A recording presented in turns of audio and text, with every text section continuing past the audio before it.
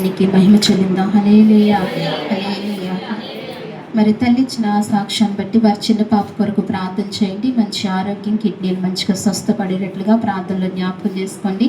మరి తల్లి లక్ష్మి గారు ఆ కుమారుడు కొరకు మంచి ఆరోగ్యం కొరకు అయిన అప్పులు కూడా తీరేటట్టుగా మీ అనుదిన ప్రార్థనలో జ్ఞాపకం చేసుకోండి.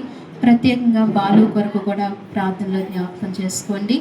బాలుకు కూడా ఆ నరాలన్నీ చక్కగా స్వస్థత కలిగినట్లుగా, ఆ నరాలన్నీ చక్కగా మంచిగా ఉండేటట్లుగా మీ అనుదిన ప్రార్థనలో జ్ఞాపకం చేసుకోండి. అలాగే ఈశ్వరరావు కొరకు కూడా మీరు అనుదిన ప్రార్థనలో జ్ఞాపకం చేసుకోవాల్సిందిగా మనవి చేస్తున్నానండి. వాక్యం చూసుకుందాం. మరి దేవుని నామానికి మహిమ కలుగును గాక. మార్కు సువార్త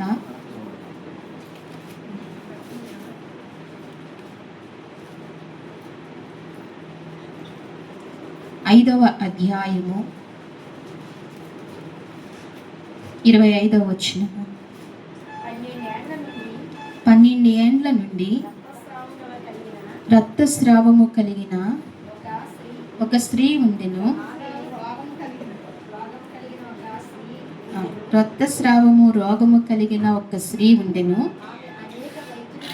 ఆమె అనేక వైద్యుల చేత ఎన్నో తిప్పలు పడి తనకు కలిగినదంతయు వ్యయము చేసుకుని ఎంత మాత్రమును ప్రయోజనము లేక మరింత సంకటపడెను. ఆమె యేసును గూర్చి విని, నేను ఆయన వస్త్రమును మాత్రమే ముట్టిన బాగుపడను అనుకుని జనసమూహములో ఆయన వెనుకకు వచ్చి ఆయన వస్త్రమును ముట్టెను. వెంటనే ఆమె రక్తధారను కట్టెను గనుక తన శరీరములోని ఆ బాధ నివారణమైందని గ్రహించుకునేను. చాలండి, చిన్న ప్రార్థన చేసుకుందాం. అందరం కూడా మనసుతో ప్రభువా నాతో మాట్లాడు ప్రభువా అని అడుగుదాం. ఇది ఆయన మాట్లాడే సమయము. పరిశుద్ధాత్మ దేవుడు మన మధ్యకు దిగి వచ్చిన సమయం. అందరం కూడా ఆయన వైపుకు మనసు తిద్దామండి. మహాపరిశుద్ధుడా, మహాగణుడా, మహోన్నతుడా నీకు స్తోత్రాలు అయ్యా. ఇదిగో మరి ఈ సమయంలో నీ పాద సన్నిధిలోనికి మేము చేరి ఉన్నాం ప్రభా. ఇది నీ సన్నిధి ప్రభా, ఇది నీ సమయము ప్రభా. మేము నీ వారము ప్రభా నాయనా. దీన్ని ఎంతో ఆశీర్వదకరముగా చేస్తున్న దేవానికి స్తోత్రాలు. ఇంతవరకు అనేక విషయాల్లో నిన్ను మహిమపరుస్తూ వచ్చాము ప్రభా. ఇప్పుడు వాక్యము ద్వారా నువ్వు నాతో మాతో మాట్లాడండి. నువ్వు మాట్లాడే దేవుడు ప్రభా. నీ మాటలో ఎంతో శక్తి ఉంది ప్రభా. మానవ మాట నిష్ప్రయోజనము. మానవుడు బలహీనుడు, మట్టివాడు ప్రభా. ఎందుకు పనికిరాని వాడము ప్రభా. నైనా నేనైతే జ్ఞానహీనురాలి ప్రభా. నీ జ్ఞానాన్ని ఇచ్చి నన్ను మమ్మల్ని బలపరచండి. మీరు నాతోనూ మాతోనూ మాట్లాడండి ప్రభా. నీ స్వరము వినే కృప మా అందరికీ దయచేయండి. నీ మాట ద్వారా మేము ఆదరణ పొందుకుని మా గృహాలకు వెళ్ళటానికి కృప దయచేయమని, చదవబడిన ఈ వాక్యాన్ని విరిచి మాకు వడ్డించి మమ్మల్ని ఆశ్రదకరంగా చేయమని స్తుతించి ప్రార్థించి ప్రభు అయిన యేసుక్రీస్తు వారి నామములు అడిగి వేడుకుంటున్నాము తండ్రి. ఇక్కడ ఒక స్త్రీ మనకు కనబడుతుందండి. చాలాసార్లు విన్న విషయమే, చాలాసార్లు వాక్యాన్ని అనేక విధాలుగా మనం విన్న వాక్యమే. అయితే ఒక మాట దేవుని వాక్యం సెలవిస్తుంది. అంశం ఏంటంటే సర్వశక్తిని వైపుకు తిరిగిన ఎడల. ఏంటండి? సర్వశక్తిని వైపుకు తిరిగిన ఎడల. సర్వశక్తిని వైపుకు తిరిగితే ఏంటి ప్రయోజనం అని ఆలోచిస్తే ఇక్కడ ఈ స్త్రీ కనపడుతుంది. ఈమె 12 ఏండ్ల నుండి రక్తస్రావము కలిగి రోగము కలిగి ఉందంట. ఏం కలిగి ఉందంటండి? ఒక్కరోజు కాదు, 1 సంవత్సరం కాదు, 2 సంవత్సరాలు కాదు. ఎన్ని సంవత్సరాలు? 12 సంవత్సరాల నుంచి రక్తస్రావం అనే రోగము కలిగి ఈమె ఉంది. స్త్రీలందరికీ ఇది తెలుసు, అనుభవము. అయితే ఈ వ్యాధి రోగము కలిగిన ఈ స్త్రీ ఎంత ప్రయత్నించినా, ఎన్ని వైద్యముల దగ్గరికి వెళ్ళినా, ఎన్ని మందులు వాడినా ఈమెకి ఏం కావట్లేదండి? నయం కావట్లేదు. ఈమె ఎక్కడికి తిరగని చోట లేదు, చూపించుకోలేని చోట లేదు, వాడని మందు లేదు. ఈమె ఆ దినాలలో చాలా మందులు వాడింది. అంటే ఈమె ఒక ధనికురాలను కూడా చెప్పచ్చు వాక్యాన్ని బట్టి. ఈమె ఏం చేసిందంటండి? తనకున్న వ్యయమంతా ఏం చేసిందంటండి? చాలా ఖర్చు పెట్టింది. ఈ చిన్న రోగమునకు ఈమె ఏం చేసిందంటండి? చాలా ఖర్చు పెట్టింది. ఈమె 12 సంవత్సరాల నుంచి ఇదే ఇబ్బంది పడుతూ వస్తుంది. అయితే ఆమె అనేక వైద్యుల చేత ఎంతో తిప్పలు పడిను. ఎలా పడిందంటండి? వైద్యుల చేత ఎన్నో తిప్పలు పడిందంట. ఎవరి చేతండి? అదేంటి మరి డాక్టర్ల దగ్గరికి వెళ్తే మనకు ఉన్న రోగం ఏమవుతుందండి? కొంచెం ఉపశమనం కలుగుతుంది కదా. బాగా జ్వరం వచ్చేస్తే ఎక్కడికి వెళ్తాం మనం? టక్ని వెళ్తాం, ఒక ఇంజెక్షన్ ఇస్తాడు, వెంటనే ఏం కలుగుతుంది. మరి ఈవిడేంటి డాక్టర్ల దగ్గరికి వైద్యుల చేత ఎన్నో ఏం పడిందంట? తిప్పలు పడుతుందంట, ఎంతో బాధపడుతుందంట వైద్యుల దగ్గరికి వెళ్ళి. అంటే ఈ లోకపు వైద్యులు మనల్ని ఏం చేస్తారండి? మన శరీరాన్ని ఏం చేస్తారు? బాధపరుస్తారు. మన శరీరాన్ని ఏం చేస్తారు? బాధపరుస్తారు. వారి మాటతో కానీ మన వ్యాధిని స్వస్థత రాదు. వాళ్ళు ఏం చేయాలి? పొడవాలి. కొన్ని బాగా బలహీనమైన కిటికీల పరిస్థితులు అయితే ఆపరేషన్ చేయాల్సి వస్తే ఏం చేస్తాం? మనం మత్తులో ఉంటాం, మనకు తెలియదు. కానీ బయట ఉన్న వారికి ఎంత కంగారు పడుతూ ఉంటారు, లోపల పంపిస్తారు. దేవుణ్ణి ఎంతగా ప్రార్థన చేస్తుంటారు, ఎంత వేడుకుంటూ ఉంటారో. ప్రేమించిన వ్యక్తిని లోపల పంపిస్తుంటే కుటుంబీకులు ఎంత ఏడుస్తారండి బయటకు వచ్చే వరకు. పైగా వీళ్ళు ఏం చేస్తారంటే ఆ సమయంలో ఎంతో దుఃఖంతో ఉంటామో, గుండెంతా వేదనతో ఉంటుంది ఆ పరిస్థితిలో. పైగా డాక్టర్లు ఏం చేస్తారంటే మరీ బెదర పెట్టేసి ఏం చేస్తారు? సంతకాలు అంటారు. ఏమంటారండి? సంతకం తీసుకోకుండా ఏం చేయరు. ఇంకా ఇంకా ఏమవుతుంది మనకి? ఇంకా భయం ఎక్కువ అవుతుంది. అది అది ఒక నియమం కింద వాళ్ళు తీసుకుంటారు. అయితే ఇది మనల్ని బెదరగొడటానికి వీళ్ళు ఏం చేస్తారు? అది తిరిగి వస్తారు. ఇంకేమైనా మాకు సంబంధం లేదు, మాకు సంబంధం లేదు, ఏమైనా మాకు సంబంధం లేదు, ఇది మీరు సంతకం పెట్టారు, మేము చేయవలసింది చేస్తాం అని చెప్పి తీసుకెళ్తా ఉంటారు. ఆ ధైర్యంతో మనం అసలు ధైర్యమే ఉండదు, ఇంకా ధైర్యం కోల్పోతూ ఉంటాం. తిరిగి వచ్చే వరకు కూడా చాలా భయపడుతూ ఉంటాం. అయితే డాక్టర్ల చేతిలో పడినంత మాత్రాన మన సుఖం రాదు, మన వ్యాధి తీరదు. కానీ అయితే ఈమె అదే పరిస్థితిలో ఉంది. ఈమె అనేక వైద్యుల చేత ఎన్నో తిప్పలు పడి తనకు కలిగినదంతయు వ్యయం చేసుకున్నది. ఏం చేసుకుందంటండి? తనకు ఒక రోగము మన శరీరంలోకి వచ్చిందనుకోండి, సంవత్సరాల తరబడి ఉందనుకోండి, ఎంత వ్యయం చేయాలో తెలుసండి? మనకు కలిగిందంతా ఎంత పెట్టాలో తెలుసండి? ఇప్పుడే సాక్ష్యాలు వింటూ వచ్చాం కదా. ఎన్ని లక్షలండి? ఇప్పుడు లక్షలు కదా. హాస్పిటల్కి వెళ్తే ఏంటండి? లక్షలు, వేలు, వందలతో ఎవరు వచ్చిన వాళ్ళు ఎవరు లేరు. అయితే ఈమె జీవితంలో కూడా అదే జరుగుతూ ఈమెకి కలిగిందంతా చాలా వ్యయం చేసుకుంటూ వచ్చింది. ఎంత మాత్రము ప్రయోజనము లేక మరింత సంకటం. ఈ బాధ ఎంత బాధ చూడండి.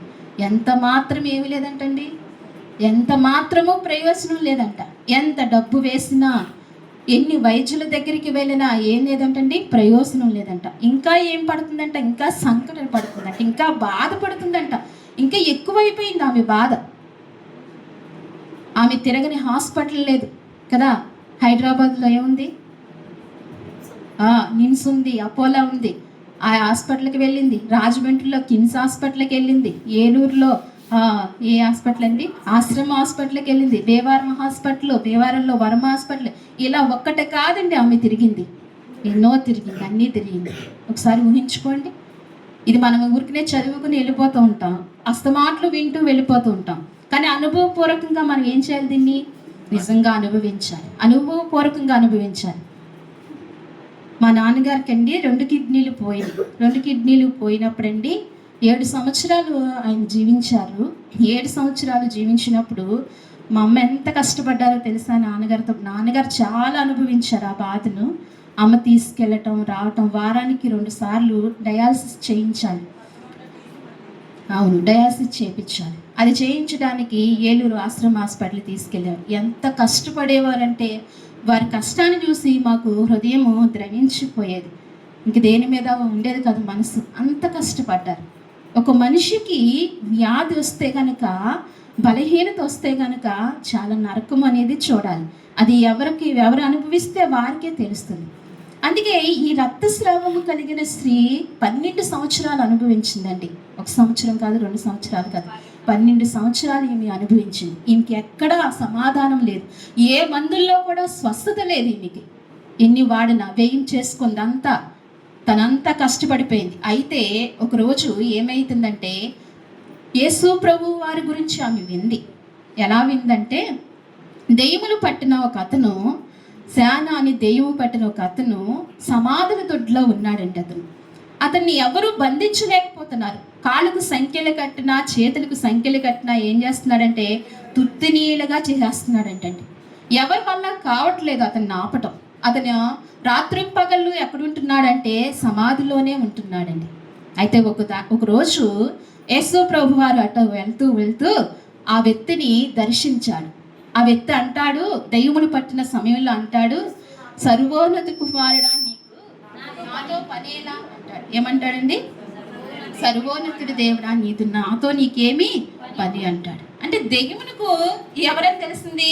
ఈయన సర్వోన్నతుడు అని తెలిసింది. దేవుని శక్తి దెయ్యాలకు తెలుస్తుంది కదా, మనకంటే ఎక్కువ దెయ్యానికే తెలుస్తుంది. అయితే దేవుడు ఏం చేశాడంటే అతన్ని వదిలిపో అని చెప్పినప్పుడు వదిలిపోతే అతను మరలా ఆ ప్రాంతం అంతా గొప్ప సాక్ష్యం. అందును బట్టి ఆ ప్రాంతంలో ఉన్న ప్రజలందరూ కూడా యేసు ప్రభు వైపుకు తిరుగుతూ అనేక బలహీనులను, రోగుల్ని ఆయన దగ్గరకు తీసుకురావటం ప్రారంభించారండి. ఆ నోట ఈ నోట ఇంది ఈమెకి ఎవరు అవసరం? ఇప్పుడు ఈమెకి ఎవరు అవసరము? ఈ సమయంలో వైద్యులు అవసరం లేదు. ఎందుకంటే 12 సంవత్సరాల నుంచి ఏం చేస్తుందండి? వైద్యులతో తిప్పలబడుతుంది. ఈ సమయంలో ఈమెకి మందులు అవసరం లేదు. ఈ 12 సంవత్సరాల నుంచి ఎన్నో మందులు వేసుకుంది. ఈమెకి ఏమీ లాభం లేదు. అందుకే ఈయన అవసరం వచ్చారు. ఓహో, పలానా ఆయన స్వస్థపరుస్తున్నారంట, దెయ్యములు వెళ్ళగొట్టాడంట, రోగాలు విడిపింపబడుతున్నాయంట, ఒకసారి ఆయన చూద్దామా అని సర్వశక్తిని వైపుకు ఈమె ఏమైందండి? తిరిగింది. దేవునికి మహిమ కలుగున గాక. ఎవరి వైపుకు తిరిగిందండి? సర్వశక్తుని వైపుకు తిరిగింది. మామూలు వ్యక్తి వైపుకు తిరగలేదండి. సర్వశక్తుడైన దేవుని వైపుకు తిరిగింది. ఈమె ఎలాంటి పరిస్థితుల్లో ఆయన్ని దర్శించిందంటే ఇక్కడ ఉంటుంది, ఆమె యేసుని గూర్చి విని ఏం చేస్తుందండి? దేవుని గూర్చి వింటేనే మనం ఏమవుతామండి? దేవుని గూర్చి మనం వింటేనే ఏమవుతాము? కరెక్టే, స్వస్థపరచబడతాం. ఇంకోటి, దేవుని గూర్చి వింటేనే ఏమవుతామండి? విశ్వాసము పెరుగుతుంది. ఏం పెరుగుతుంది? దేవుని గురించి వింటేనే విశ్వాసం పెరుగుతుంది. దేవుడని ఏదో తెలుసుకుని మన జీవితంలో మనం జీవిస్తుంటే విశ్వాసం పెరగదు. గాలి వచ్చినా, వరదొచ్చినా, ఏమొచ్చినా ఏమైపోతూ ఉంటాం? కూలిపోతూ ఉంటాం. 24 గంటలు మనకు భయము. తుమ్మొస్తేనే భయము, దగ్గొస్తేనే భయం. అదే సర్వశక్తిమంతుడు యందు విశ్వాసము నిలిపితే కనుక నీకు ఎటువంటి మరణ వ్యాధి వచ్చినప్పటికీ నీకేముండదండి? భయం అనేది ఉండదు. ఎవరిలా మళ్ళీ మనం తిరిగి ఆయుష్ను పొందుకుంటాం? ఇస్కియా వలె తిరిగి మనము ఆయుష్ను పొందుకుంటాం. ఆ సర్వశక్తిని వైపుకు తిరగాలి.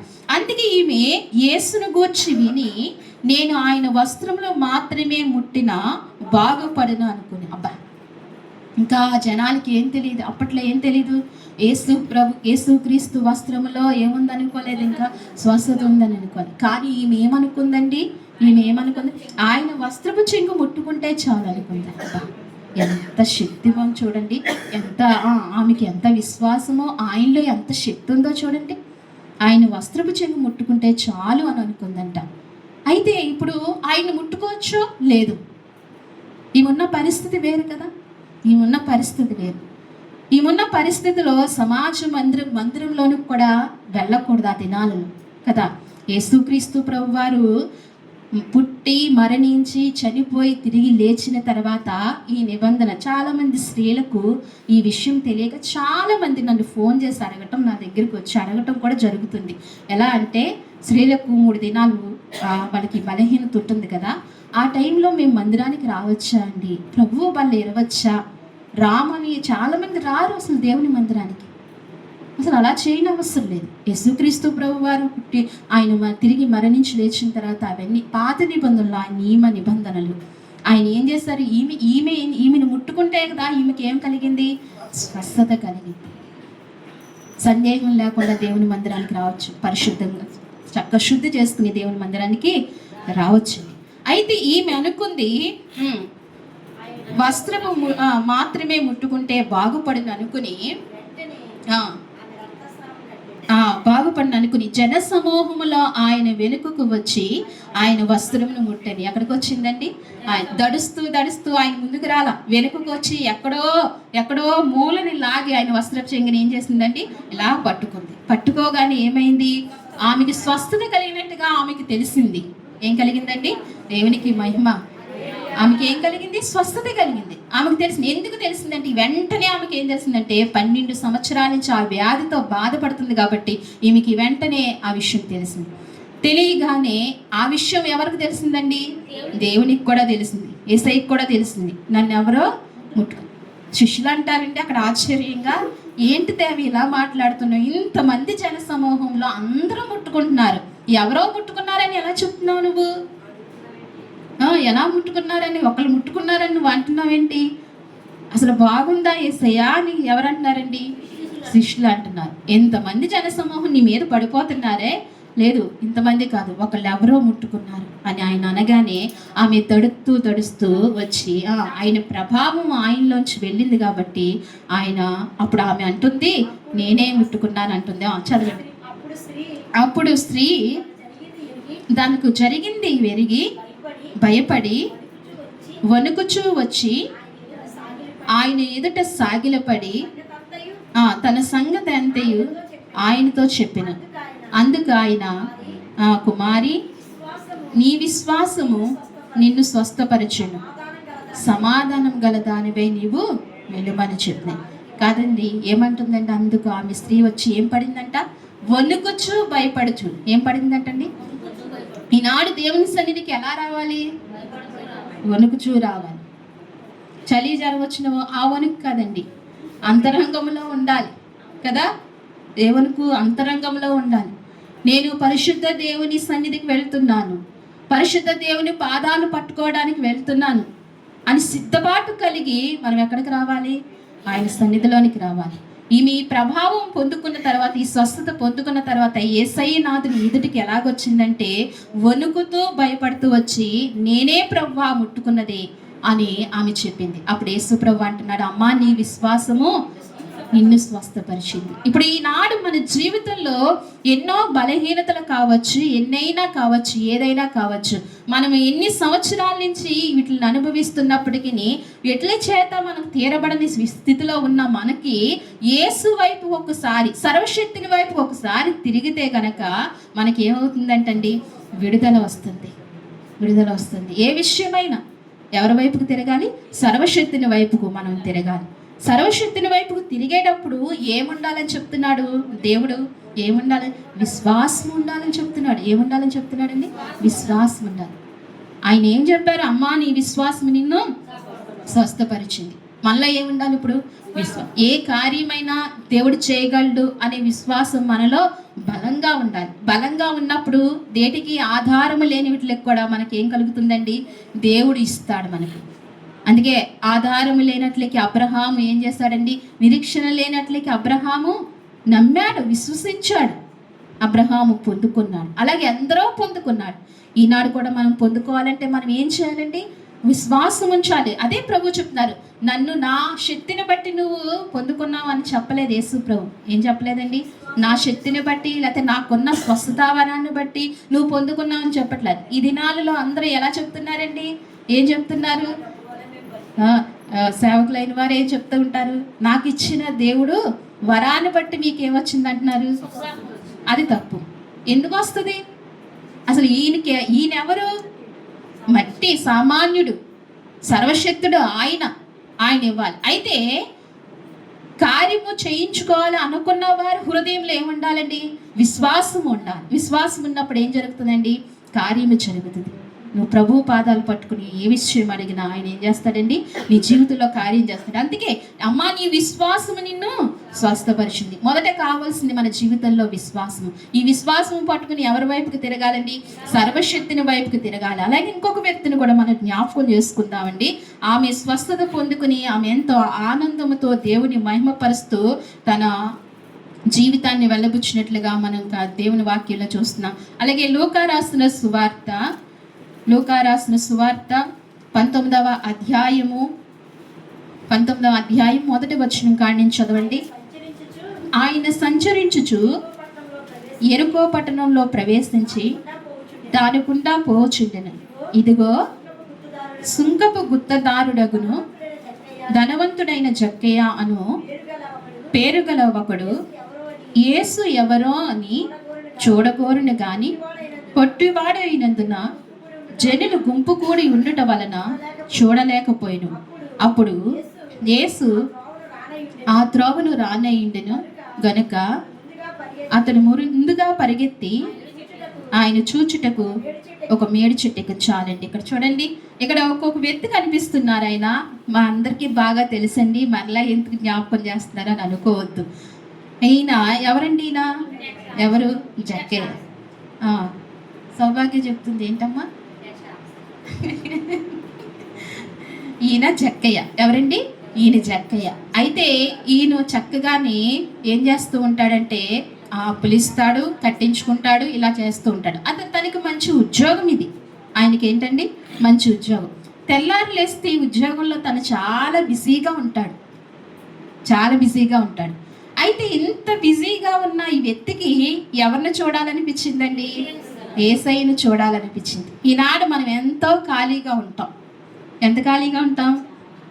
ఎంతో ఖాళీగా ఉంటాం. ఎప్పుడైనా యేసయ్యను చూడాలని అనిపించిందా? యేసయ్యను చూడాలనిపించిందా? యేసయ్యను చూడాలి అని అనిపిస్తే కనుక ఆయన ఖచ్చితంగా కనిపిస్తారు. అంతే, ఖచ్చితంగా కనిపిస్తారు. ఎలా కనిపిస్తారంటే వాక్యపరంగా మనతో మాట్లాడతారు, వాక్యపరంగా మనకు కనిపిస్తారు. ఇంకా చాలా దేవుని ప్రేమించే వ్యక్తులు అయితే, దేవుడు కూడా ప్రేమించే వ్యక్తి అయితే దర్శనాల ద్వారా కూడా ఆయన ఏం చేస్తూ ఉంటాడండి? దర్శిస్తూ ఉంటాడు. ఆయన దర్శిస్తూ ఉంటాడు. చాలా అది ఎంతో కృప ఉండాలి, ఎంతో ఇది ఉండాలి. అయితే ఈ జక్కయ్య అనే వ్యక్తి కూడా ఆయన సంచరించి ఎరుకో పట్టణంలో సంచరించు ప్రవేశించి దాని గుండా పోచుండగా యేసు ప్రభు వారు అక్కడ దాని గుండా ఎరుకో పట్టణం అనే ఆ పట్టణం గుండా పోచుండగా ఇదిగో సుంకపు గుత్తదారుడు ధనవంతుడు. ఇతడు ఎవరంటండి? ధనవంతుడు. ఇతడికి ఇంకే లోటు లేదు. ఇతడికి ఏమి లేదండి? ఏ లోటు లేదు. అసలు ఆర్థిక ఇబ్బంది లేదు, కరువు లేదు, ఏమీ లేదు. పైగా అనారోగ్యం కూడా లేదు. ఇతనికి ఏమి లేదండి? ఇతనికి అనారోగ్యం కూడా లేదు. మంచి ఆరోగ్యమైన వ్యక్తి, మంచి బలమైన వ్యక్తి. మనిషి ఉండడానికి కొరచగా ఉన్నా చాలా బలంగా, స్ట్రాంగ్గా ఉంటాడు. అతను చూస్తుంటే ప్రజలందరూ ఏమవుతున్నారండి? భయపడిపోతూ ఉంటారు. ఎందుకని? చెల్లించాలి, ఇతనికి డబ్బు చెల్లించాలి, డబ్బు ఇవ్వాలి. తెల్లారులేస్తే ఇతనికి పని అదే, వసూలు చేసుకోవటం. భయంకరమైన మాట, చాలా స్ట్రాంగ్గా ఉంటుంది కదా. అప్పులు వసూలు చేసుకునే వాళ్ళ గొంతుకు ఎలా ఉంటుంది? స్ట్రాంగ్గా ఉంటుంది, చక్కగా వసూలు చేసుకుంటారు. ఇతని పని అదే. అయితే ఇతనికి ఒక్క నిమిషం కూడా ఖాళీ ఉండదు కదండి. ఇతనికి ఒక నిమిషం కూడా ఖాళీ ఉంది. కానీ ఎవరిని చూడాలనిపించిందంటే యేసయ్యను చూడాలి, యేసయ్యను చూడాలి. ఎందుకు ఆయన్ని చూడాలని మనసు నిండా, గుండెల నిండా అనిపించింది. నేనైతే ఆయన చూడలేనని అనుకుని ఒక చెట్టు ఉందండి, మేడు చెట్టు ఆయన ఎక్కేశాడు. ఎక్కేసిన తర్వాత యేసయ్య ఇటు వస్తాడు కదా, నా మేడు చెట్టు ఎక్కిన తర్వాత చూస్తున్నాడు. ఎవరిని చూస్తున్నాడు? యేసు ప్రభువుని చూస్తున్నాడు. కానీ యేసు ప్రభువుకి తెలుసా అండి ఈయన చెట్టు ఎక్కినట్టు? తెలియదు. కానీ దేవుడికి సమస్తము తెలుసు. ఆయనకి సమస్తము తెలుసు. అందుకే ఈయన ఎవరు? సర్వశక్తిమంతుడు. ఈయన ఎవరండి? సర్వశక్తిమంతుడు. జక్కయ్య ఎప్పుడో ముందుగానే ఎక్కాడు. యేసు ప్రభు అక్కడ నిలిచి, జక్కయ్య నీవు త్వరగా దిగురమ్ము, నేడు నీ ఇంటకు రావాల్సి ఉన్నదని. అంతే. జక్కయ్య ఆశని ఎవరు తీర్చారండి? దేవుడు తీర్చాడు. జక్కయ్యకు సర్వశక్తిని వైపుకు తిరగాలనిపించింది. వెంటనే ఆయన వైపుకు తిరిగాడండి. మనం కూడా ఆయన వైపుకు తిరిగే మనసు మనకు ఉండాలి. మనకి ఎప్పుడు అనిపిస్తుంది అంటే వాక్యం విన్నప్పుడు అనిపిస్తూ ఉంటుంది, లేకపోతే ఏ కష్టాలైనా ఇంకా మన వల్ల కాదు, చాలా ప్రమాదంలో అప్పుడు అనిపిస్తుంది ఏమని? ఆయన దగ్గరకు వెళ్ళాలి, ఆయన్ని అడగాలని అనిపిస్తుంది. సంతోషంగా ఉన్నప్పుడు, అన్నీ బాగున్నప్పుడు ఏమనిపించదు? ఆయన గుర్తే రారు. అయితే జక్కయ్యకు ఎప్పుడు గుర్తొచ్చాడండి? అన్నీ బాగున్నప్పుడే యేసయ్య గుర్తొచ్చాడు. మరి ఈ 12 సంవత్సరాల నుంచి బాధపడుతున్న స్త్రీకి ఎప్పుడు గుర్తొచ్చాడండి? ఈమె పరిస్థితి బాగాలేనప్పుడు ఆయన గుర్తొచ్చాడు. ఆయన వైపుకు వెళ్ళాలనుకుంది జక్కయ్య. ఏ సమయంలో వెళ్ళాలనుకున్నాడు ఆయన వైపుకు? అన్నీ బాగున్నప్పుడే వెళ్ళాలని. ఇది అన్నిటిలో కూడా అతనికి ఏం కలగలేదండి? నెమ్మది కలగలేదు. అతని హృదయానికి ఏం లేదు? ఇప్పుడు సంతోషం లేదు. రోజు వాళ్ళు డబ్బు చూస్తున్నాడు కానీ అతని హృదయంలో ఏం లేదండి? సంతోషం లేదు. రోజు అతనికి భయపడే అనేకమైన ప్రజలు చూస్తున్నాడు కానీ అతనికి ఏం లేదండి? మనసు శాంతి లేదు అతనికి. అనేకమైన గౌరవములు అనుభవిస్తున్నాడు కానీ, మంచి హోదాలో ఉన్నాడు కానీ ఇతనికి ఏమి లేదు? సంతోషం. ఏదో తెలియని కొరత ఉంది ఇతనిలో. ఇతని హృదయం ఎంతో గాయమైపోయింది. అందుకే యేసయ్యను చూడాలనుకున్నాడు. ఎన్ని ఉన్నా, ఏమున్నా, ఎంతమంది ఉన్నా, ఎవరున్నా, యేసయ్య లేకపోతే ఏంటంటే అది సున్నాయే, శూన్యమే. ఏమీ ఉండదు. అందుకే ఈ జక్కయ్య తెలుసుకుని సర్వశక్తిని వైపుకి తిరిగి ఆయన్ని చూడాలనుకున్నాడు. అయితే ఈయన చూడాలనుకున్నాడు, కానీ యేసు ప్రభు వారే ఏం చేశారండి, జక్కయ్యను పిలిచాడండి. పిలిచాక త్వరగా దిగిరము, సంతోషముతో ఆయన్ను అబ్బా ఇప్పుడు వచ్చింది జక్కయ్యకు, ఇప్పుడు వచ్చింది సంతోషం. ఎప్పుడండి? ఇప్పుడు వచ్చింది. జక్కయ్య జీవితంలో సంతోషం లేదు. పొద్దుటిని సాయంత్రం దాకా వేధిస్తాడు. మరి అవి ఎంతమంది బాధపడతారండి? ఈ బాధలన్నీ తనకి తెలియకుండానే తన హృదయం ఏమవుతూ ఉంటుంది, కలవరపడుతూ ఉంటుంది, బాధపడుతూ ఉంటుంది. అయితే ఎప్పుడైతే యేసు ప్రభు వారు సర్వశక్తిమంతుడు జక్కయ్యతో ప్రారంభించాడో అప్పుడు జక్కయ్య హృదయంలో ఏం కలిగిందండి?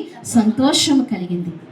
జక్కయ్య త్వరగా దిగిరమ్ము అనగానే జక్కయ్యకు సంతోషము కలిగింది. ఆయన చేర్చుకున్న అందరూ అది చూసి ఈయన పాపి అయిన మనుషుని యొద్ద బస చేయ వెళ్ళనని చాలా సనుగుకునేరంట. ఎవరిని? ఏసై ఏం చేసినా ప్రజలు ఏం చేసేవారని చాలా మంది పరిసయ్యులు వీళ్ళందరూ కూడా ఏం చేసేవారు, సనుగుకునేవారు. కానీ వాళ్ళు ఎంత సనుగుకున్నా ఆయన చేయవలసిన కార్యము ఆయన చేస్తూ వెళ్ళేవారు. తండ్రి చిత్తము ఆయన ఏం చేసేవారు, నెరవేరుస్తూ వచ్చేవారు. తండ్రి మాట ప్రకారంగా ఆయన జీవిస్తూ వచ్చేవారు. అంత గొప్ప సర్వోన్నతుడు. అందుకే ఆయన వైపుకు తిరిగితే ఇంత గొప్ప కృప ఉంటుందని దేవుడు వాక్యం మనకు సెలవిస్తుంది. ఒకవేళ నీకు అన్నీ ఉండవచ్చు, నీ హృదయంలో సంతోషం లేకపోతే ఎవరి వైపుకు తిరగాలండి? దేవుని వైపుకు తిరుగు. నీ హృదయానికి ఏమిస్తాడైనా? సంతోషం, నెమ్మదిస్తాడు. ఒకవేళ నువ్వు వ్యాధితో బాధపడుతున్నావా, సర్వశక్తిని వైపుకు తిరుగు. ఏం కలుగుతుందండి? నీకు స్వస్థత కలుగుతుంది. నువ్వు ఎటువంటి బాధల్లో నువ్వు నలిగిపోతున్నప్పటికీ ఎవరి వైపుకు తిరగాలి? ఆయన వైపుకు తిరగాలి. ఆయన మాత్రమే గొప్ప దేవుడు, ఆయన మాత్రమే సర్వోన్నతుడు. ఇంకొక చిన్న వాక్యం చూసి నేను ముగిస్తానండి. ఇంకొక చిన్న మాట కూడా చూద్దాం. చూడండి, లూకా రాసిన సువార్త 15వ అధ్యాయము 17వ వచనం చదువుతారా? అయితే బుద్ధి వచ్చినప్పుడు వాడు నా తండ్రి యొద్ద ఎంతో మంది కూలివాండ్రులకు అన్నము సమృద్ధిగా ఉన్నది, నేనైతే ఇక్కడ ఆకలికి చచ్చిపోచున్నాను. నేను లేచి నా తండ్రి యొద్దకు వెళ్ళి, తండ్రి, పరలోకమునకు విరోధముగాను నీ ఎదుట పాపము చేశాను. ఇక మీదట నీ కుమారుణ్ణి అనిపించుకున్నటకు యోగ్యుడును కాను. నన్ను నీ కూలివానిగా ఒకనిగా పెట్టుకోమని అతనితో చెప్పుకోమని లేచి తండ్రి ఎద్దుకు వచ్చి. చాలండి, ఇక్కడ మనకు ఒక వ్యక్తి కనిపిస్తున్నాడు. ఎవరండి ఈయన? చిన్న కుమారుడు. ఎవరండి? చిన్న కుమారుడు, తప్పుపోయిన కుమారుడు. ఒక తండ్రి ఉన్నాడు. యేసు ప్రభు వారు ఉపమానం చెప్తున్నాడు. ఒక తండ్రి ఉన్నాడు. ఆ తండ్రికి ఎంతమంది కొడుకులు ఉన్నారండి? 2 ఉన్నారు. చిన్న కుమారుడు అంటున్నాడు తండ్రి దగ్గరకు వచ్చి, ఆస్తిలో నాకు రావాల్సిన భాగాన్ని నాకు ఇచ్చే, నాకు రావాల్సిన ఆస్తి అంతయో నాకు ఇచ్చే, నేను దేశమంతా తిరిగి ఏం చేస్తానంటున్నాడు? నేను దేశమంతా తిరిగి సంతోషించి డబల్ చేసి, ఎక్కువ చేసి నీ దగ్గరకు నేను తీసుకొస్తాను. తండ్రి చెప్పాడు, నాయనా వద్దు నాయనా, ఇక్కడే ఉండు, బాగుపడతావు, ఎక్కడికి వెళ్ళకూడదు అని చెప్పాడు. తండ్రి చెప్పవలసిన రీతిగా లేదు నేను వెళ్తాను, నువ్వు ఇస్తావా ఇవ్వా అని పోరాటం చేశాడు. ఎక్కువ బలవంతం పెట్టడం వల్ల తండ్రి ఏం చేశాడండి, తనకి ఇవ్వాల్సింది ఇచ్చాడు. అది పట్టుకుని ఏం చేశాడు, ఇతను దేశాంతరం తిరిగాడు. ఎక్కడికెక్కడికో వెళ్ళాడు. ఎన్నో వ్యాపారాలు చేశాడు. ఆఖరికి ఏమైందండి, అంత పోగొట్టుకుని అంత నష్టపోయి ఆఖరికి ఎలా అయిపోయాడంటండి, పందులు తినే పొట్టులు తినే స్థితికి వచ్చేసాడండి. ఇతను ఎవరు? ధనవంతుని కొడుకు. ఎవరండి? ధనవంతుని కొడుకు, ఒక ఉన్నతమైన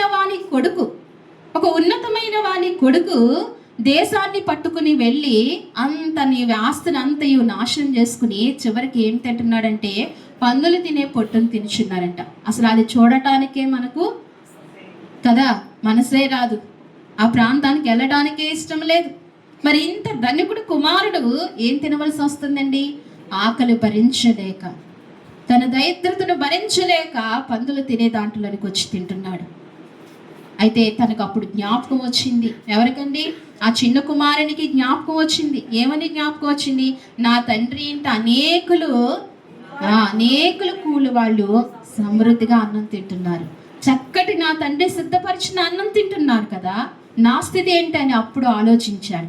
అంతవరకు ఏమి రాలేదండి, అంతవరకు జ్ఞాపకం రాలేదు, బుద్ధి రాలేదు, తండ్రి స్థితిని జ్ఞాపకం చేసుకోలేదు. ఎంత వ్యయాస పడుతున్నాడో, ఎంత వ్యయం చేశాడో, ఎంత సమయాన్ని వ్యర్థం చేశాడో చూడండి, ఎంత ఖర్చు పెట్టాడో చూడండి. పనికి మాలిన వాడిగా అయిపోయాడు. ఎలా అయిపోయాడంటండి? పనికి మాలిన వాడిగా అయిపోయాడంట. అప్పుడు జ్ఞాపకం వచ్చింది. ఏమని జ్ఞాపకం వచ్చింది? నా తండ్రి ఇంట అనేక మందికి భోజనం ఉంది, నా తండ్రి ఇంట అనేకులకు నివాస స్థలం ఉంది. పాపం ఇతనికి ఏమీ లేదు, తల దాల్చుకోవడానికి కూడా స్థలం లేక ఎక్కడ పడుకున్నాడు? ఇంకా పందులు తినేట్లో తిని అక్కడే పందులతో పాటే పడుకుంటూ ఉన్నాడు. అప్పుడు జ్ఞాపకం వచ్చింది. నిజమే కదా, మనస్థితి కూడా అంతే కదా. ఒకసారి ఆలోచిస్తే మన తండ్రి ఇంట ఏముందండి? మన తండ్రి ఇంట అనేక దీవెనలు ఉన్నాయి. మన తండ్రి దగ్గర సర్వ సమృద్ధి ఉంది, శ్రేష్టమైన స్థలం ఉంది మన తండ్రి దగ్గర. మనం కూడా తండ్రి దగ్గర నుంచి బలవంతంగా తీసుకుని ఏం తీసుకున్నాం? స్వేచ్ఛ కావాలయ్యా, నా ఇష్టానుసారంగా నేను ఉంటాను, నా ఇష్టానుసారంగా నేను నడుస్తాను అని తండ్రి చెప్తున్నాడు. ఇలా వాక్యంతో హెచ్చరిస్తాడు. దేవుడు అనేక మార్లు మాట్లాడుతూ ఉంటాడు, నువ్వు అలా ఉండవద్దు, ఇలా ఉండవద్దని. కానీ ఆ మాటలను ఏం చేస్తూ ఉంటామండి? ప్రక్కన పెడుతూ ఉంటాం. మన ఇష్టానుసారంగా మనం తిరగాలని అనుకుంటాం, ఉండాలనుకుంటాం, జీవించాలనుకుంటాం, బ్రతకాలనుకుంటాం, మాట్లాడాలనుకుంటాం, ఆలోచించాలనుకుంటాం, అనేక రీతిగా చేస్తూ ఉంటాం ఈ చిన్న కుమారుని వలె. అయితే ఈ చిన్న కుమారుడు ఈ స్థితికి వెళ్ళిపోయిన తర్వాత, ఈ పొట్టు తినే స్థితికి వెళ్ళిపోయిన తర్వాత అప్పుడు ఎవరి జ్ఞాపకం వచ్చారు? తన తండ్రి జ్ఞాపకం వచ్చారు. అప్పుడు అనుకుంటాడు, నా తండ్రి నన్ను క్షమిస్తాడా, నా తండ్రి నన్ను చేర్చుకుంటాడా అని అనుకుంటున్నాడు. నా తండ్రి నన్ను ఎప్పటికైనా క్షమించడేమో, నన్ను ఎప్పుడు చేర్చుకోడేమో అని అనుకుంటూనే కొన్ని దినాలు బాధపడుతూనే ఉన్నాడు. ఇంకా సహించలేకపోతున్నాడు, ఇంకా ఓర్చుకోలేకపోతున్నాడు. ఏది ఏమైనా ఎక్కడికి వెళ్ళాలనుకున్నాడు? మళ్ళా ఎవరికి దిక్కండి? మనకి ఎవరు దిక్కు? ఆయనే దిక్కు. ఈ లోకంలో ఎంత నడిచొచ్చినా, ఎన్ని ప్రయత్నాలు చేసినా, ఎంత సంతోషాన్ని వెతుక్కున్నా చివరికి మనం ఎక్కడికి రావాలి? ఆయన దగ్గరికే రావాలి. ఆయన దగ్గర తప్పుపోయిన కుమారుని వల్ల జీవించడానికి వీళ్ళే. ఈ తప్పుపోయిన కుమారుడు ఎలాగైతే తండ్రిని మళ్ళా ఆశ్రయించాడో, మనం కూడా సర్వశక్తిని ఆశ్రయించే వారంగా ఉండాలి. ఎలా ఉండాలండి? సర్వశక్తిని ఆశ్రయించే వారం. ఏ విషయంలో తప్పిపోతున్నామో, తొలగిపోతున్నామో ఒక్కసారి గమనించుకుని, ఆలోచించుకుని మళ్ళీ ఆ సర్వశక్తిని వైపుకు తిరిగేవాడినిగా ఉండాలి. చదవండి. అయితే తండ్రి తన దాసును చూచి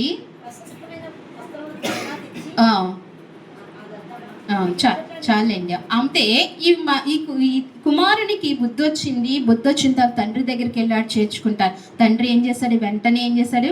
నా కుమారుడా అని చెప్పి కౌగిలించుకున్నాడు. ఏం చేశాడండి? అబ్బా, అప్పటి వరకు ఎక్కడున్నాడండి ఇతను?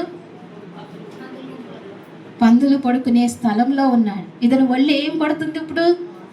శ్వాసను కొడుతుంది. తండ్రి అది చూశాడా? చూడండి, ఈ లోకంలో మనస్థితి కూడా అంతే, మనస్థితి కూడా అంతే. ఈ పాపపు లోకంలో మనం తిరుగుతూ ఆయన వైపుకి వచ్చిన ఆయన ఏం చేస్తున్నాడండి? నన్ను నా కుమారుడా, నా కుమార్తె అని చేయి చాప ఆయన కౌగిలించుకుంటున్నాడు. కాబట్టి ఇంకా మనం ఇలాగా సజీవమైన రెక్కల్లో మనం జీవించగలుగుతున్నాం. అందుకే ఆయన వైపుకు వెళ్ళాలండి, ఆయన వైపుకి వెళ్ళాలి. ఆయన సర్వశక్తిమంతుడు. అంతేకాదు, ఆ కుమారుని తండ్రి ఇంటే అనేకమైన అన్నం ఉంది, అనేకమైన నివాస స్థలములు ఉన్నట్లుగా మన సర్వశక్తిని తండ్రి ఇంట అనేకమైన దీవెనలు ఉన్నాయి, అనేకమైన ఆశీర్వచనాలు ఉన్నాయి, అనేకమైన ఆరోగ్యమైన స్థితి ఉంది, అనేకమైన సంతోషకరమైన పరిస్థితి మన తండ్రి ఇంట ఉందండి. ఏది లోటు లేదు. ఎక్కడ? మన తండ్రి ఇంట ఏది లోటు లేదు. ఇప్పుడు ఎక్కడికి వెళ్ళాలి? మనం సర్వశక్తిని ఆశ్రయించే బిడ్డలంగా మనం ఉండాలి. ఆ బిడ్డలంగా మనం ఉన్నప్పుడు మనకి సర్వ సమృద్ధి. ఇప్పుడు ఈ కుమారుని తండ్రి ఎలాగైతే చేర్చుకుని ప్రశస్తమైన వస్త్రాలు ధరింపచేశాడో, మంచి ఉంగరాన్ని తొడిగాడో, మంచి విందు చేశాడో, సమాధానకరమైన జోడి ఇచ్చాడో, మన తండ్రి కూడా మనకి ఏం చేస్తున్నాడండి? ఇన్ని ఇచ్చి మనల్ని ఏం చేస్తాడు? సంతోషపరుస్తాడు. మనం ఆయన విడిచిపెట్టేశాడని మనం ఎన్నడూ అనుకోవద్దు. ఆయన ఎప్పుడు విడిచిపెట్టడు. అయితే మనదే తప్పు ఏంటండి? మనదే తప్పు. ఏం చేయాలి మనం ఇప్పుడు? సర్వశక్తిని వైపు తిరగకపోవటమే ఎవరిది తప్పు? అందే తప్పు. అవును, ఆ కుమారునికి ఆస్తి ఇచ్చాడు, తండ్రి ఇచ్చాడు, అదంతా ఖర్చు పెట్టుకున్నాడు, అంత వ్యయం చేసుకున్నాడు. అప్పటికి తండ్రి ఇల్లు గుర్తు రాలేదు. అంతా పోయిన తర్వాత కొన్ని దినాలు అయిన తర్వాత గుర్తొచ్చింది. అప్పటికి కూడా వెళ్ళకపోతే ఎవరిది తప్పండి? తండ్రిది తప్ప? ఎవరిది తప్పు? కుమారునిదే తప్పు. అప్పటికి సరిదిద్దుకుని వెళ్ళాడు కాబట్టి కుమారుని ఏం చేశాడండి? తండ్రి చేర్చుకున్నాడు. తండ్రి ప్రేమ అలాంటిది, సర్వశక్తుని ప్రేమ ఇలాంటిది, గొప్పది. ఆయన మనల్ని చేర్చుకుంటాడు. ఆయన దగ్గరకు మనం వెళ్ళాలి, సర్వశక్తుని వైపుకు తిరగాలి. సర్వశక్తుని వైపుకు తిరిగిన ఎడల ప్రయోజనం ఏంటి అనేది మనం చూసాం. ఎవరిని జ్ఞాపకం చేసుకున్నామండి? మొదటగా ఎవరిని జ్ఞాపకం చేసుకున్నాం? ఆ స్త్రీని జ్ఞాపకం. 12 సంవత్సరాల నుంచి బాధపడుతూ తెప్పలు పడిన స్త్రీ ఎవరి దగ్గరికి వచ్చిందండి? సర్వశక్తిని వైపుకు వెళ్ళింది. ఆమె ఏం పొందుకుందండి? స్వస్థత పొందుకుంది, నివారణ చెందుకుంది, నెమ్మది పొందుకుంది, ఎంతో ఆరోగ్యము పొందుకుంది, ఇంటికి వెళ్ళింది. అలాగే నీ జక్కయ్య విషయంలో అన్నీ ఉన్నాయి. జక్కయ్యకు ఏమి లేదండి? సంతోషము లేదు, నెమ్మది లేదు. సర్వశక్తిని వైపుకు తిరిగాడు. జక్కయ్య ఏం పొందుకుని వెళ్ళాడు? సంతోషమును పొందుకుని వెళ్ళాడు. ఈ తప్పిపోయిన కుమారుడు, చిన్న కుమారుడు ఏమైంది? సమస్తమును పాడు చేసుకున్నాడు. మళ్ళీ తండ్రి దగ్గరికి సర్వశక్తిని పొందుకుని తిరిగి వచ్చాడు. తన తండ్రి దగ్గరికి వచ్చాడు. ఏం పొందుకున్నాడు? మరలా మొదటి ఘనత కంటే రెట్టింపు ఘనతను మరలా పొందుకున్నాడండి. దేవునికి మహిమ కలుగును గాక. ఈ మధ్యాహ్న కాల సమయంలో మనం ఎవరైతే సర్వశక్తిని వైపు తిరుగుతామో ఇలాంటి అనేకమైన మేలులు పొందుకుంటామని దేవుని పరిశుద్ధాత్మ దేవుడు మనతో మాట్లాడుతూ వచ్చారు. ఈ మాటలు మన హృదయాలు దీవించి ఆశీర్వదించును గాక. ఆమేన్. ప్రార్థన చేసుకుందామండి. అట్లనే మోకరించి కళ్ళు మూసుకోండి. దయతో ప్రతి ఒక్కరూ కూడా పట్టుదల కలిగిన మనస్సు, మంచి హృదయము, మనస్సాక్షి కలిగి, ఇది ఆయన ఇచ్చిన సమయము, ఆయన ఇచ్చిన కృప, అందరం కూడా మోకరించి దేవా నాతో మాట్లాడుతూ వచ్చావు ప్రభా. ప్రతి ఒక్కరు కూడా ఆయన ఇచ్చే దీవులను పొందుకోవాలనుకుంటే గనక మనసుతో, ఆత్మతో ఆయన ప్రార్థించండి. ఆయన కృపను పొందుకోవాలి. ఆయన ఇచ్చే మహోన్నతమైన దీవులను పొందుకోవాలంటే ఆయన ఏదైనా ఇవ్వగలరు. ఆయనకు అసాధ్యమైనది ఏదీ లేదు, సమస్తమును సాధ్యమే. నువ్వు ఏమి అడగాలని ఆయన సన్నిధిలోనికి వచ్చావో, ఏం పొందుకోవాలని ఆయన సన్నిధిలోకి వచ్చావో, ఆయన సమస్తమును ఇవ్వటానికి సిద్ధ మనస్సు కలిగి ఉన్నాడు. ఆయన తండ్రి ఆయన సిద్ధ మనస్సు కలిగి ఉన్నాడు. నువ్వే ఆయన దగ్గరకు రావాలి. సర్వశక్తిని వైపుకు నువ్వు తిరిగేదానిగా ఉండాలి. సర్వశక్తిని వైపుకు నువ్వు తిరిగేవాడుగా ఉండాలి. ఆయన్ని జ్ఞాపకం చేసుకోవాలి. ప్రతి ఒక్కరూ ప్రార్థన చేద్దాం. ప్రవ్వా, ఇంతవరకు నాతో మాట్లాడుతూ వచ్చావయ్యా. అయ్యా, ఈ లోకంలో ఎలాంటి వైద్యుల చేతనైనా నయము కానిది నీ దగ్గర నయం అవుతుందయ్యా. అవునయ్యా, నేను గొప్ప విశ్వాసముతో నీ వైపుకు తిరిగే కృప నాకు దయచే ప్రవ్వా. నా జీవితంలో సంతోషం లేదయ్యా, నాకు నెమ్మది లేదయ్యా, అనేకమైనవి నాకున్నవి కానీ నాకు సంతోషం లేదయ్యా. ఆ జక్కయ్య వల్లే నేను చూడాలని, నీ వైపుకు తిరగాలని ఆశ నాలో పుట్టించండి ప్రభా అని అడుగుదామా? ప్రతి ఒక్కరు నోరు తెరిచి అడుగుదామా? నీలో ఏదో కొదవ ఉంది, నీకేదో నీకు తెలియని కొదవ ఉంది, నువ్వు తెలుసుకోలేని కొదవ నీ జీవితంలో వెంటాడుతుంది. ఒకసారి సర్వశక్తిని వైపుకి తిరిగితే గనక సమస్తమును నీకు అనుగ్రహిస్తాడు. ఆయన అన్నిటినీ ఇచ్చే దేవుడు, గొప్ప దేవుడు, చేర్చుకునే దేవుడు, నిన్ను వదిలే దేవుడు కాదు, నిన్ను విడిచిపెట్టే దేవుడు కాదు. ఆయన ప్రభావమును పంపించే దేవుడు, ఆయన హక్కును చేర్చుకునే దేవుడు, ఆయన కౌగిలించుకునే దేవుడు. ఆ చిన్నవాడిని చేర్చుకున్నట్లుగా ఈనాడు నిన్ను నన్ను కూడా ఆయన చేర్చుకుంటాడు. ప్రార్థన చేద్దాం. ప్రార్థనలో ఉందా అండి? చిన్న ప్రార్థన తల్లి చేస్తారు, నడిపిస్తారు. మనందరం లేచి నిలబడి దేవుని కానుకలు సమర్పించుకున్నామండి. ఒకసారి గమనిస్తాం. మరి మొన్న వారం ప్రకటించినట్లుగా యెహోవా నిస్సీ ప్రార్థనా మందిరం దగ్గర అభిషేక ఆరాధన పండుగలు జరుగుతున్నాయి కాబట్టి ఇది లాస్ట్ రోజు అండి. ఇది లాస్ట్ రోజు. రాజా పాస్టర్ గారు కూడా వస్తున్నారు. ఆయన సాక్షి వినాలి, వర్తమానం వినాలి అనుకుంటే కనుక ఖచ్చితంగా అందరం వెళ్ళండి, రండి, అందరూ ఖచ్చితంగా రండి. అందరూ కూడా మరీ చెప్పారు మరి దైవజనులు, తప్పనిసరిగా అందరూ రండి. సాయంకాలం 7 గంటల ప్రాంతాన్ని 6 గంటలకే ప్రారంభించబడుతుంది. కనీసం 7 గంటల కన్నా మీరు అందరూ వెళ్ళవలసిందిగా మనం చేస్తున్నాను. అలాగే బుధవారము భస్మ బుధవారం మందిరంలో ప్రార్థన ప్రారంభించబడుతుంది. మొదటి బుధవారం అండి, ఫస్ట్ బుధవారం మందిరంలో ప్రారంభించబడుతుంది. ప్రతి బుధవారం ఎవరి ఇళ్లలో అయినా పెట్టుకోవాలనుకుంటే ప్రతి ఒక్కరూ పెట్టుకోవాల్సిందిగా మనం చేస్తున్నాం. మరి ఒక్కొక్క సాయంకాలం 7 గంటల నుంచి 8 గంటల వరకు గంటే ప్రార్థన అండి. భస్మ బుధవారం, ఫస్ట్ బుధవారం తప్పనిసరిగా సంఘం అంతా రావాలి. బుధవారం సంఘం అంతా రావాలి. అలాగే ఈ శుక్రవారాలు మానొద్దు, దయించి ప్రభు శ్రమ పొందిన దినాలు ఈ శుక్రవారాలు, మరి శుక్రవారాలు వెంబడించండి, ఖచ్చితంగా రండి. ప్రతి బుధవారం కూడా ఎవరింట్లో పెట్టుకోవాలనుకుంటూ ముందుగా తెలియజేస్తే సంఘాన్ని అంతటిని ఆహ్వానించి దేవుణ్ణి జ్ఞాపకం చేసుకుంటూ మహిమపడతాం, ఆ దేవుళ్ళు పొందుకుందాం. ఖచ్చితంగా ఈ కార్యాలు చేద్దామండి. అందరూ గుర్తుపెట్టుకోండి. బుధవారం 18వ తారీఖుని దేవుని మందిరంలో 7 గంటలకు అందరూ ఉండవలసిందిగా మనం చేస్తున్నాం. ఆ పై బుధవారం నుంచి ఎవరైతే అడుగుతారో వాళ్ళ ఇంటికాడ పెట్టడానికి జరుగుతుందండి. శుక్రవారం ఉపవాస కూడిక మధ్యాహ్నం 12 గంటలకు ఖచ్చితంగా రండి. ఆదివారం ఆరాధన, సాయంకాలం సండే స్కూల్ ఉంటుంది. సండే స్కూల్కి మీ బిడ్డలను పంపించండి. ప్రార్థన చేసుకుందామండి. ప్రోత్సహించి మీ చిన్న బిడ్డలను సండే స్కూల్కి పంపించండి. చివరి ప్రార్థన చేసుకుందాము. మహాపరిశుద్ధమైన ప్రేమగల తండ్రి, మహాగణుడా, మహోన్నతుడా, మీ ఘనమైన నామానికి వందనాలు, స్తోత్రాలు. గడిచిన నా ప్రభు పరిశుద్ధ దినము నుంచి నా ప్రభు పరిశుద్ధ దినము వరకు మీ సజీవమైన మీ రెక్కల చోటనైనా నన్ను మమ్మల్ని అందరినీ బలపరిచినందుకే, కాచి కాపాడినందుకే మీకు వందనాలు, స్తోత్రాలు చెల్లిస్తున్నాము ప్రభా.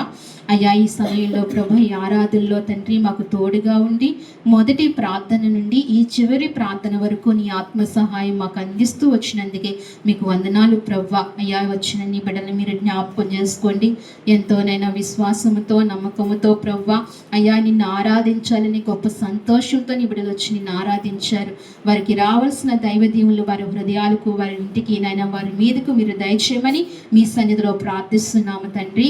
ఇంతవరకు మీరు మాట్లాడిన మాటలను బట్టి నీకు స్తోత్రాలు చెల్లిస్తున్నాం. సర్వశక్తిని వైపుకు తిరిగితే కలిగే మేలులు మాకు చూపిస్తూ వచ్చారు ప్రవ్వా.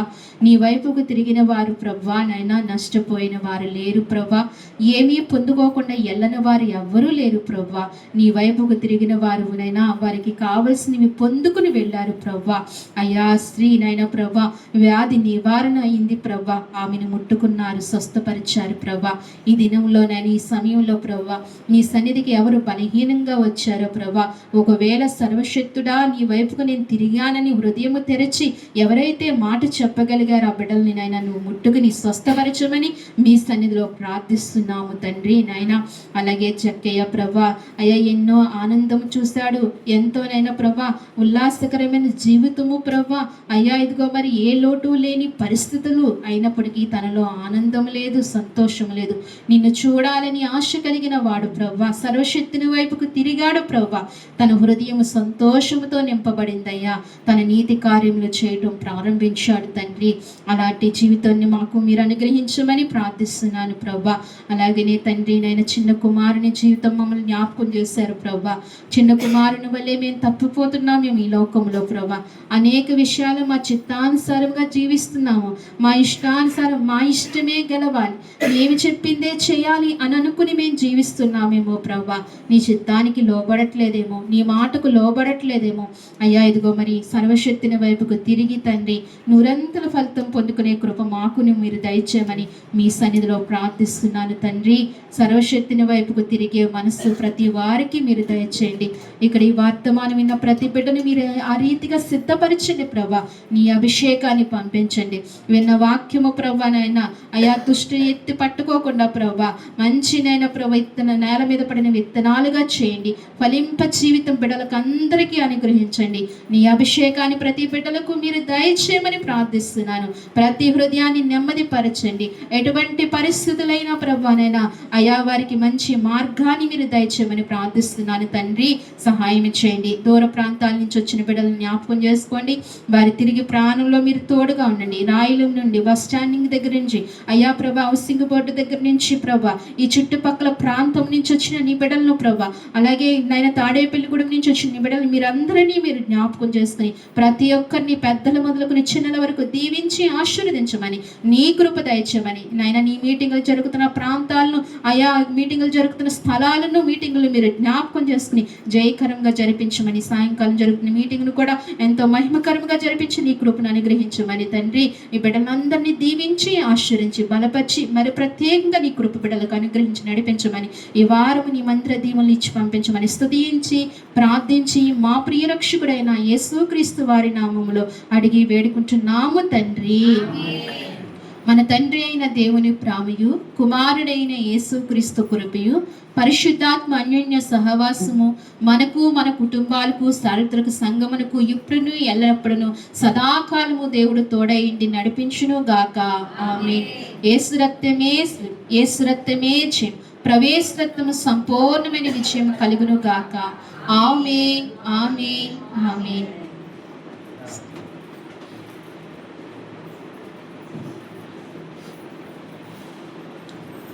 అందరికీ వందనాలండి. అందరికీ వందనాలు. ప్రభు మిమ్మల్ని అందరినీ దీవించును గాక. ఆమేన్.